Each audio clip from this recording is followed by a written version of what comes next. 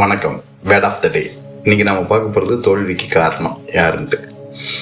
நம்மளோட தோல்விக்கு காரணம் வேற யாரும் கிடையாது, நாம தாங்க. நம்மளை தோக்கடிக்கிறதுக்கு இந்த உலகத்தில் நம்மளை விட பெரிய ஆள் யாரும் கிடையாது. அதை நீங்கள் புரிஞ்சுக்கிடணும்.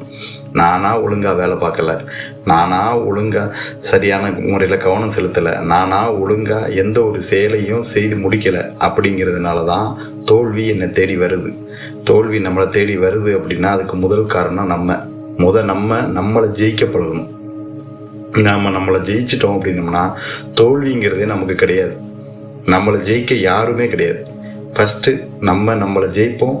நம்மளை ஜெயிக்க யாரும் இல்லைங்கிறத உணர்வோம், சிந்தித்து செயல்படுவோம். நன்றி, வணக்கம்.